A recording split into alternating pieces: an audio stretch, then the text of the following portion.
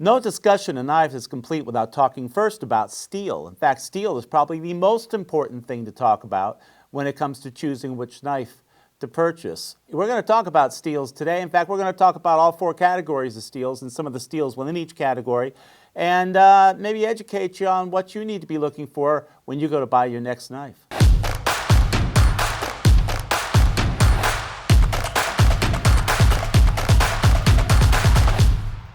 All right, now these are 3 eggs. Has nothing to do with knife steel, but I want to just to show off my juggling skills. Here we go. It was at this moment that he knew. He f***ed up.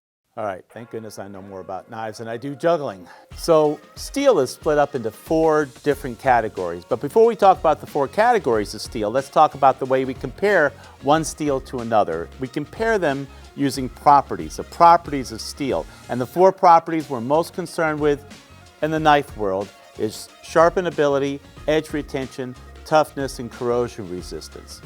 Each one of those 4 properties is how we compare one knife blade to another knife blade, or one steel to another steel.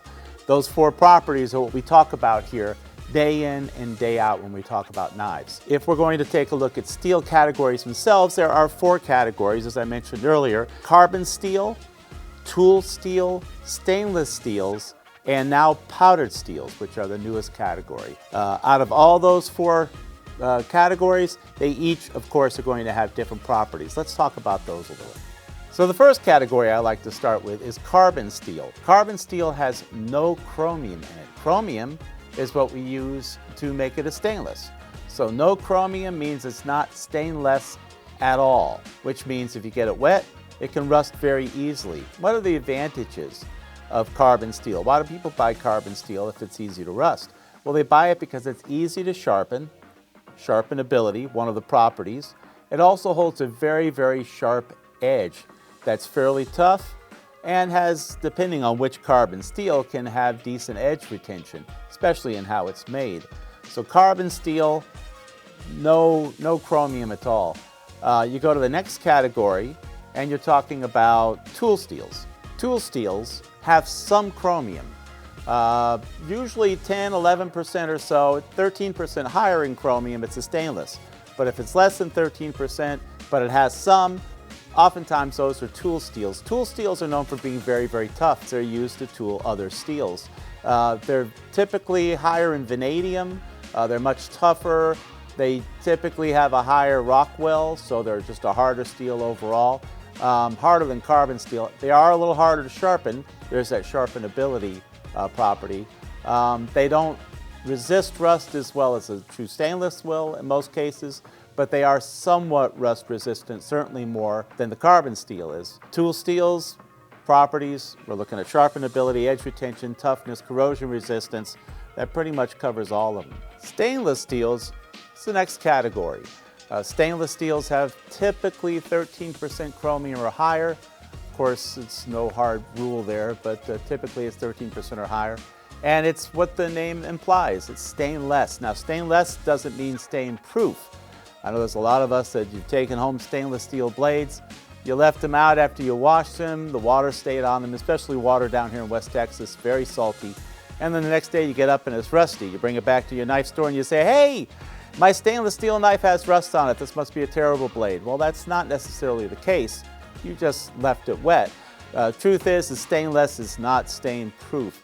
But stainless, you can have everything from not very good edge retention, like in a 420HC, or a 440A, which is like a Cutco steel. It doesn't hold an edge very well, right up to a 154CM or an ATS-34, where it's an amazing steel, and this is still in the stainless steel category, but an amazing steel.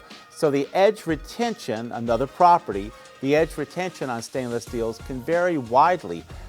A lot of people think that, especially ranchers, think that anything stainless steel is not going to give them very good edge retention. Well, that's not necessarily the truth.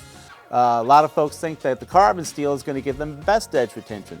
Again, it's not a rule. It's not necessarily true. It depends on what kind of steel it is within each of these categories. So we've talked about carbon steel, we've talked about tool steels, now we've talked about stainless steels a bit. Let's talk about powdered steels. So powdered steel is its own category of steel. It's fairly new. It's only popped up in the last 10, 15 years. We've really seen it come on pretty strong. Came on really strong first with the more sporting knives, pocket knives, hunting knives, tactical knives. And then it started coming into the cutlery. Now it's still in its infancy when it comes to cutlery steels being a powdered steel. But we're seeing more and more brands come out with lines that are powdered steel. This is a good example. This is the Thomas Keller line from Kangshan Knives. This is a company doing everything right, and this is a phenomenal knife. Now, powdered steels are different because they're made differently than a stainless steel, a tool steel, or a carbon steel. If you can imagine that all the different elements, you remember your elemental chart from high school? You take down some iron, you take down some carbon, that's how you make steel, and then you add other elements to it to give it different properties. Again, our properties are toughness, corrosion resistance, edge retention, and sharpenability, right?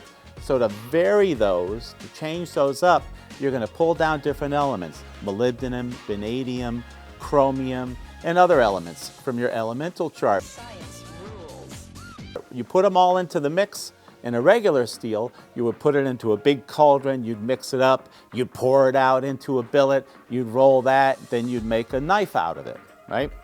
In powdered steel, you take all those different elements, you pull them down, you put them into a fine powder while in a vacuum, while under pressure, and you create carbides. There's 3 or 4 different carbides you create when you create any kind of steel. And these carbides are much finer, much more evenly distributed throughout the piece of steel. So you end up with steel with even better properties than you would typically get from a carbon steel, a tool steel, or a stainless steel. It's like steel on steroids. It's really good stuff. And this powdered steel, as these developed, as more companies came out with these powdered steels, they started developing properties of their own in that category of powdered steels. Powdered steels hold an edge extremely well. One of the properties. It can be, though it doesn't have to be, it can be and usually is stainless and has good stainless properties. Toughness is exceptional. Sharpenability, it's tougher to sharpen. The Rockwell on these is typically higher, meaning it's harder, and because of that, you want to sharpen it with diamond or ceramic. Whether that's a powered sharpening machine or whether that's a stone. Diamond and ceramic are really the two things you want to sharpen these with because they are so hard. So powdered steel, very nice stuff. We love this stuff.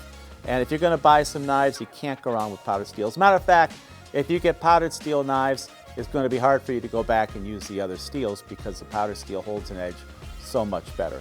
But it is harder to maintain. Back where we started from. So now you know the 4 categories: carbon steel, stainless steel, tool steels, and powdered steels. So how does that help you? Well, when you go shopping for a knife, you want to find out what type of steel it is, what category it's in, and what the properties are for that particular steel. Is it a powdered steel? Well, then you know it's going to be a little harder to maintain, but you won't have to sharpen it hardly at all. In fact, you know, just a little piece of diamond or ceramic and you can keep that knife sharp. If it's going to be a carbon steel, if it's a carbon steel, you want to take care to keep it oiled. And when it does get a little rust on it, clean it off. Maybe tarnish it before you actually start using it. It's forcing a patina. That might help you there as well. If it's a stainless steel, which stainless steel is it? Where is it on the scale of stainlesses? How well is it going to hold an edge? Is it a 420HC that doesn't hold an edge well at all? Or is it a 154CM or an ATS 34 which holds an edge very nicely? You need to look at steel first. Everything else is secondary to the type of steel that's in the knife you're planning on buying.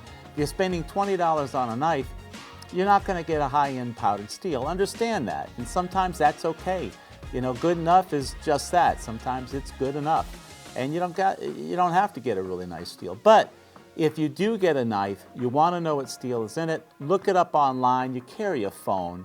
All the world's information is in your palm of your hand. So you can look online, you can check and see where the steel is, what those 4 properties, toughness, corrosion resistance, edge retention, sharpenability, what those are for that particular steel and how it rates against other steels. And then look at the other aspects of the knife. Is it going to do what you need it to do? Does it have a comfortable handle? Is it well made? What's the fit and finish like? Is it the color that you like? Maybe it's chartreuse and you're looking for a chartreuse knife. I don't know. I don't care. Look at the steel first. Really, once you're an informed purchaser, once you're an informed knife buyer, then nobody can pull one over on you, and you're going to buy a great knife every time. Anyways, from the Bear Claw Studios here in Midland, Texas, I bid you a fair adieu. I will see you next time.